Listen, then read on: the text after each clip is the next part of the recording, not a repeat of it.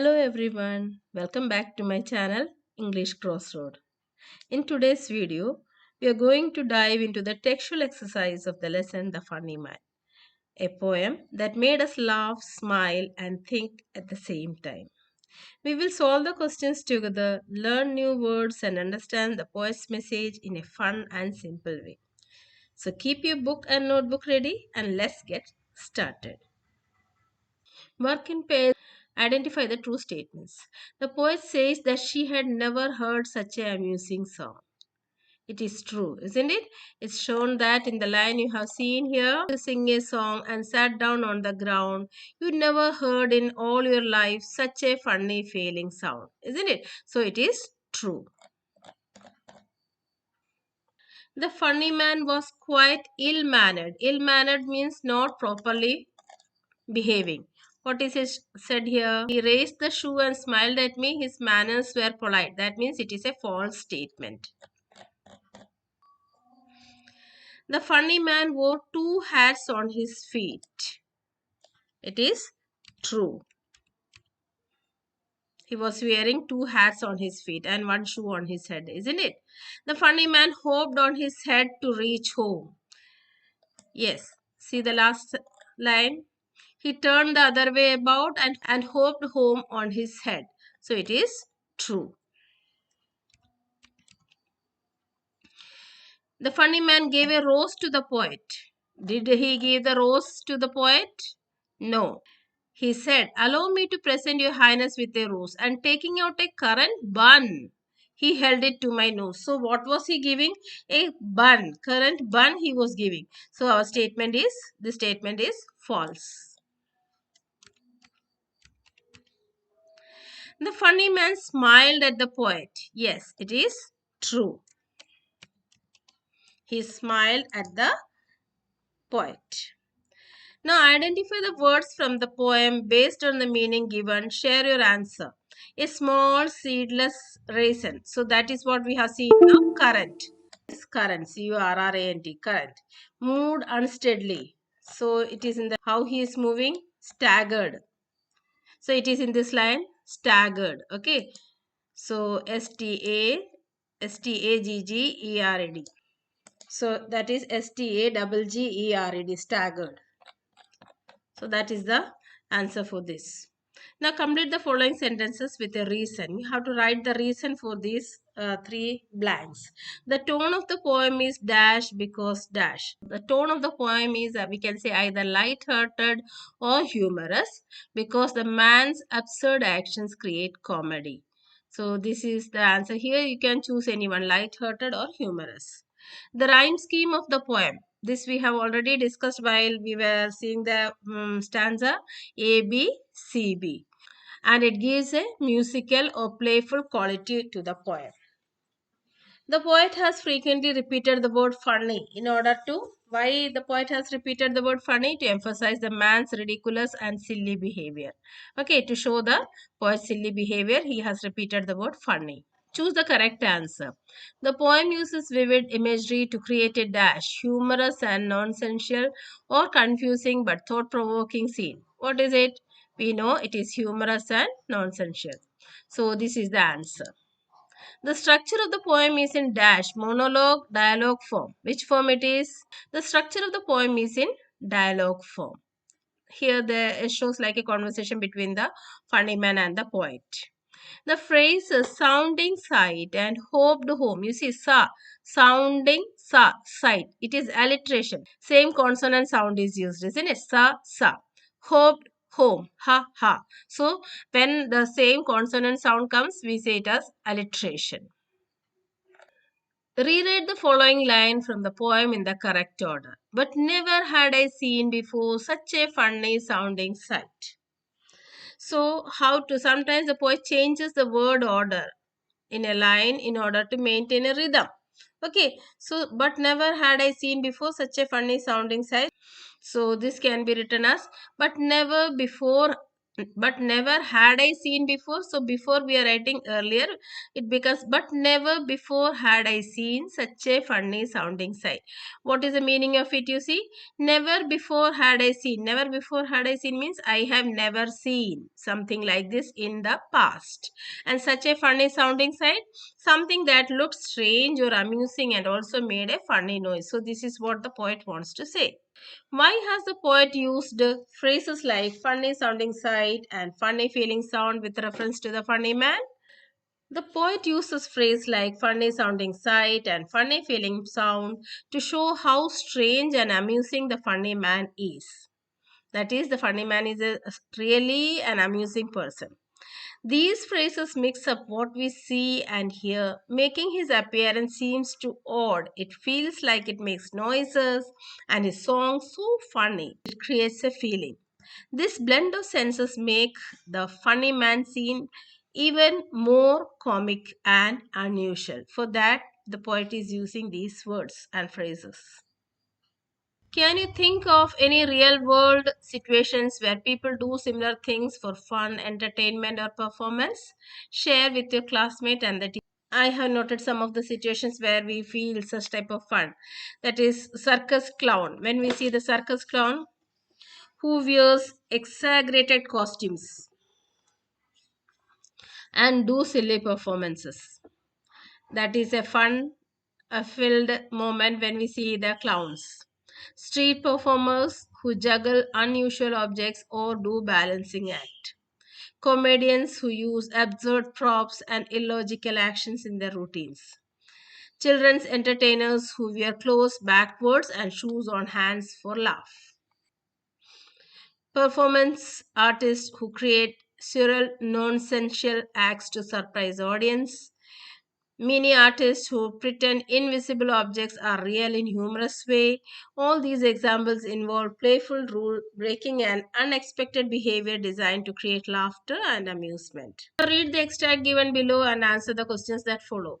He said, "Allow me to present your highness with a rose," and taking out a currant bun, he held it to my nose. I staggered back against the wall and then I answered, "Well, why does the funny man address the poet as Your Highness?" He addresses her as Your Highness to mock formal politeness in a humorous way. So, for that, to show the formal politeness but in a humorous way, he is saying Your Highness. Choose a phrase from the extract which indicates a polite request. Allow me to present indicates a polite request, isn't it? He is asking, allow me to present a rose. So that is showing a polite request. Choose the option which shows a currant bun. You see 4 figures are given here. Which is the currant bun?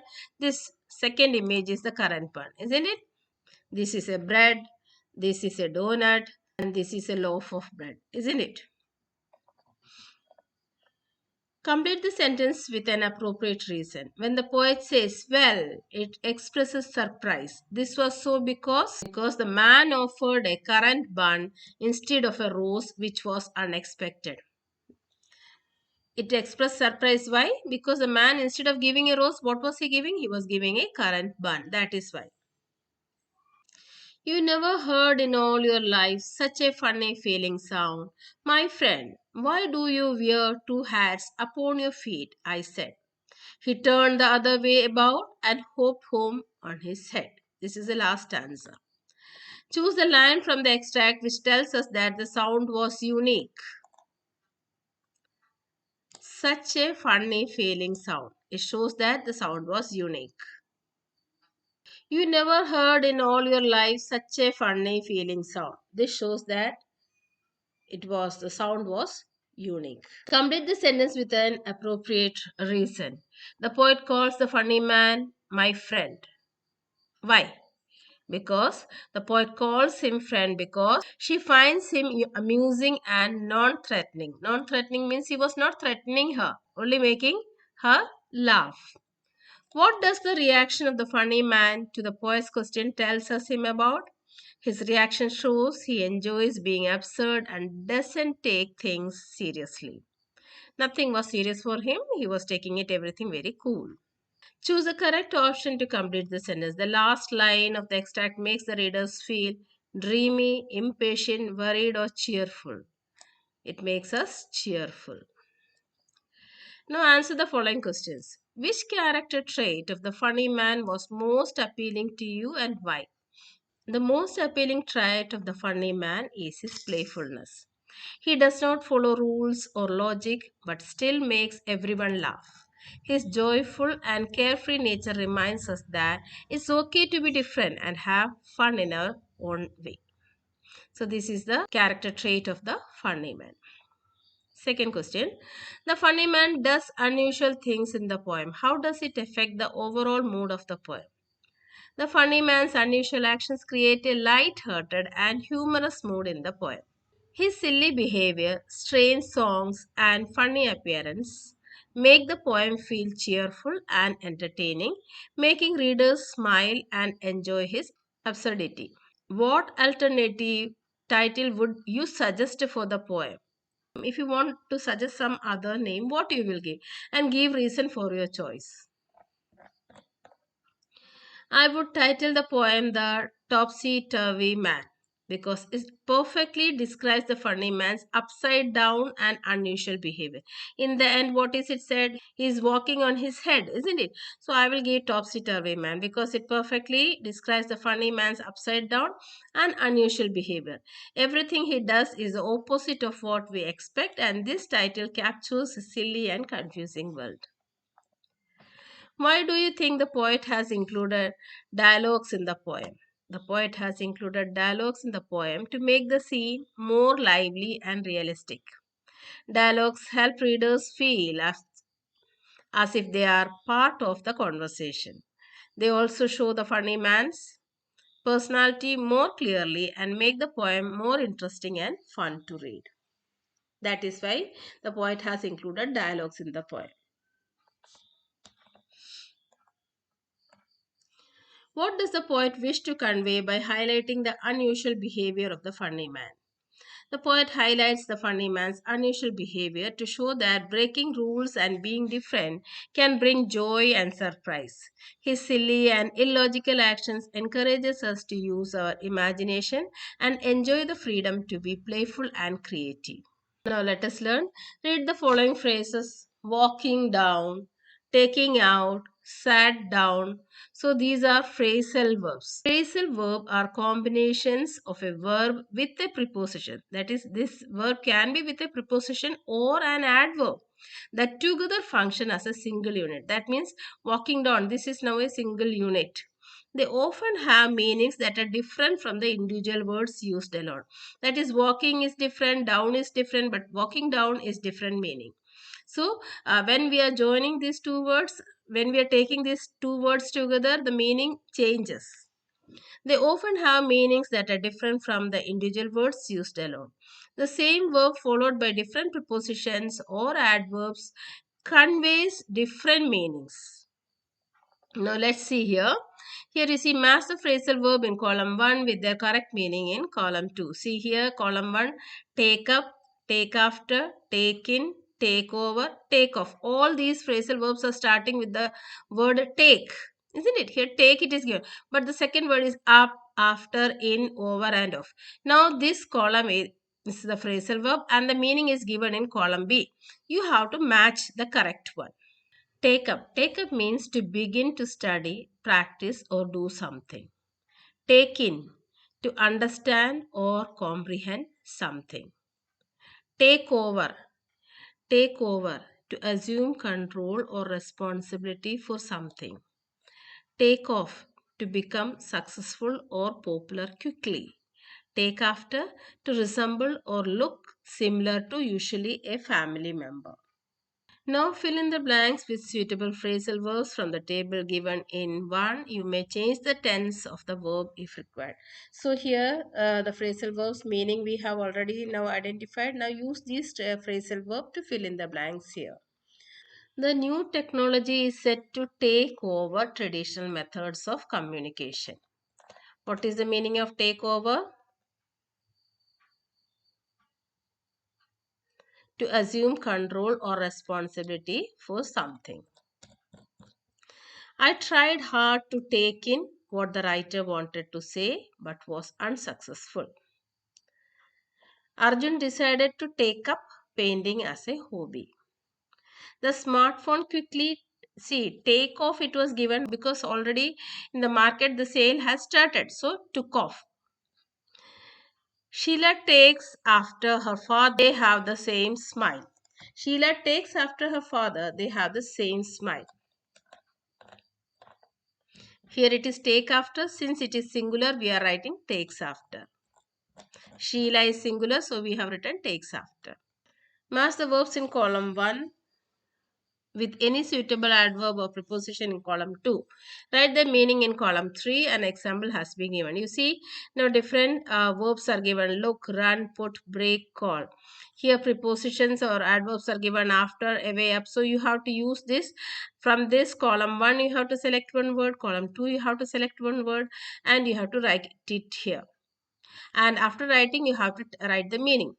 Like look and after, look after. Look after means take care of. Similarly, you have to fill the many phrasal words can be formed, but here only 4 more is needed. So let's see. Look for. Look for means to search. She is looking for her glasses all over the house. Sentence. We have to make sentence also. Run away. Run away means to escape. The thief ran away before the police arrived. Put off. Put off means to postpone. I had to put off my dentist appointment because of a family emergency. So I have to postpone my appointment. Break down. To stop working or collapse. He broke down in tears after hearing the sad news. Call off. Call off means to cancel. The school called off the sports day due to the extreme heat. Read the following words from the poem. Walking, staggered, hop. The given words denote the different ways of walking. Arrange the words given in the box in an increasing order of pace. Now you see first given is stagger, walk. Here one more word will come. Hope, dash, run, dash. The words given here we have to choose is sprint, trot and jog. Now you see stagger, walk. After walk it will be trot. Okay, walking only. Hope. And after hope it will be jog. Then run, after running it will be sprint. So this is the order of the words, means very slow to high speed. You will listen to a girl narrate a personal incident. As you listen, select the pictures related to the narration. So this is what your teacher will be reading, and you will be selecting this from 1, 2, 3, 4. You have to select it. That is listening activity. You will once again listen to the girl narrate a personal incident, and you have to listen, arrange the events in the order of occurrence. This also you should do. Anyhow, I will give you events in order of occurrence are as follows. First is prepared for the presentation. Second is took off shoes. Ate lunch. Placed the plate in the room. Laughed at tile mistake. Put shoes in the room. Put the plate in the kitchen. Next is a speaking activity which you have to do in the class. A limerick is a nonsensical and funny verse consisting of 5 lines. Okay, so this limerick will have only 5 lines. Here one limerick is given. There was an old man with a beard who said, "It is just I feared. 2 owls and a hen, 4 larks and a wren have all built their nest in my beard." Now you see what is the rhyme scheme. Beard. So see here beard, feared. These two are rhyming words, isn't it? Hen, ran. These two are rhyming words. Hen, ran. This beard again. This beard again same. Beard, feared, beard. These are same. Hen, ran. These are different. So here it is A B B A.